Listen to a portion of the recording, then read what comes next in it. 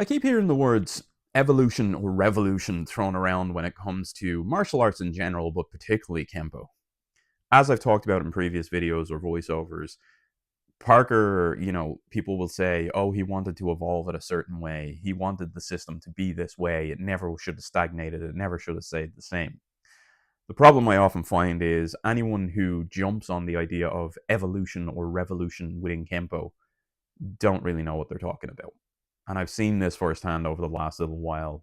Um, I've seen things where people will post an evolved technique, and unfortunately, that evolved technique is really just a variation on the same thing.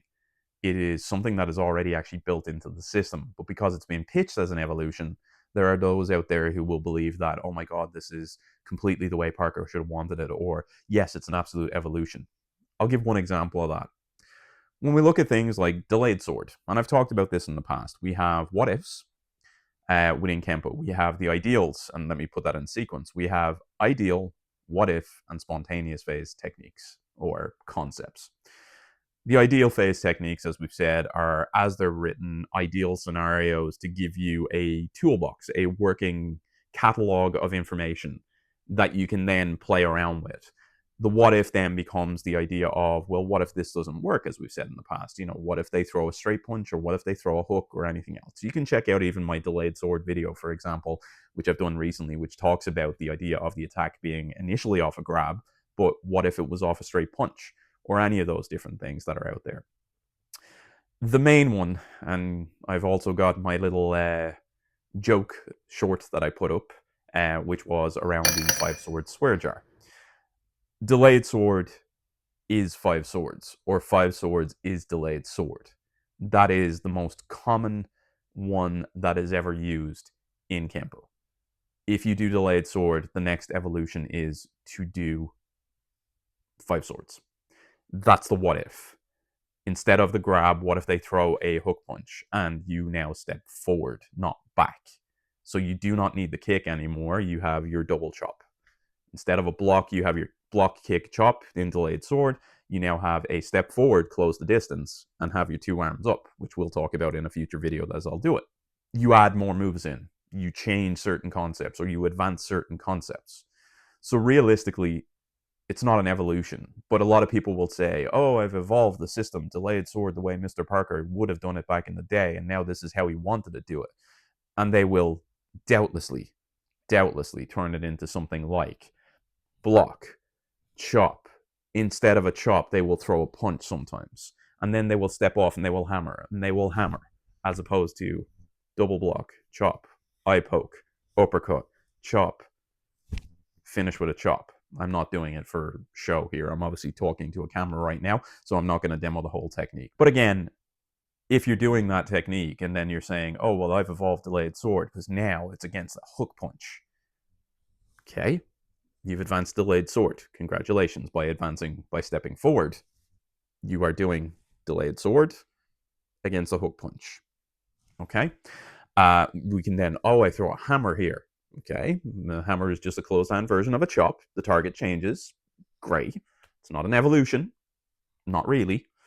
And then you have the follow-on punch. Okay, so instead of a spear hand into the face or the eyes, you now have a punch in the face. Again, your target changes. You're not going to punch someone in the eyes. You're going to probably punch them in the face, nose, whatever it might be.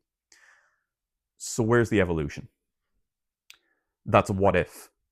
By definition, that is exactly what has been defined in Kenpo. That is a what if. Where is the evolution here? Because you've decided to step forward and do 5 swords, but now you're not using sword hands. Now you're not opening your hands to do swords. Does that make it an evolution?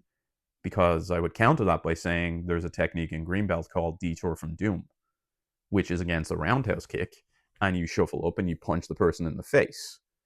And then you hit a back knuckle. And then you hit a back knuckle, and then you hit a hammer, and then you hit a hammer.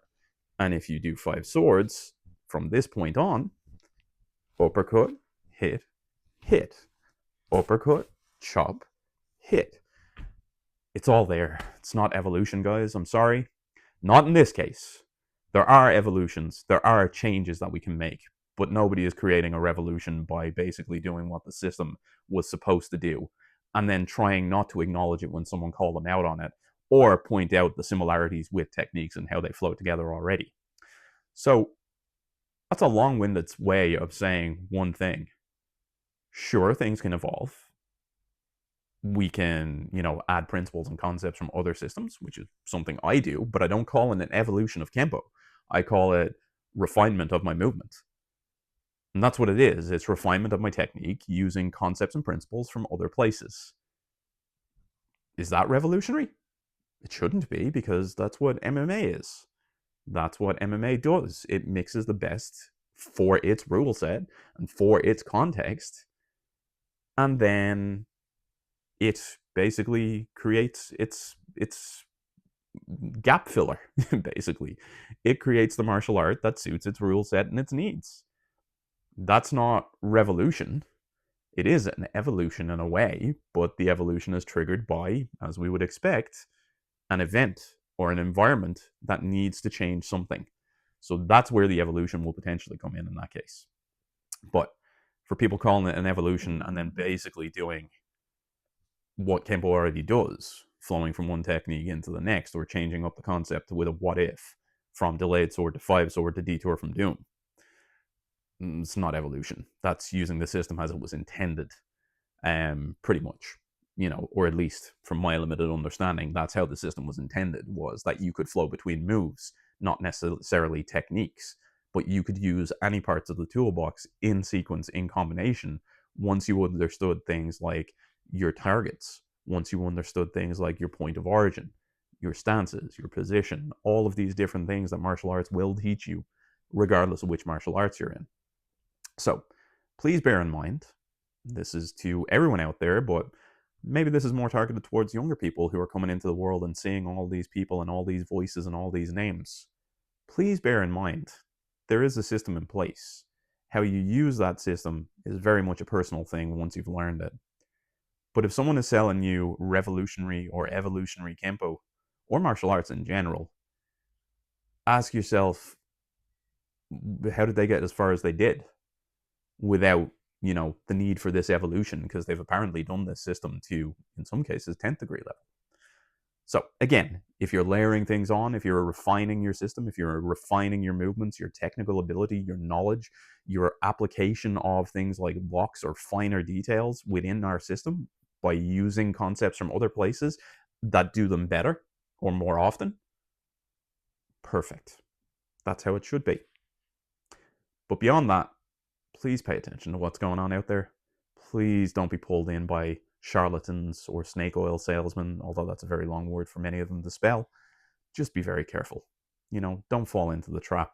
Do martial arts because you do martial arts, not because, someone is selling you the panacea to every problem, the solution to every problem, the medicine that was never available within the system that existed for a long time.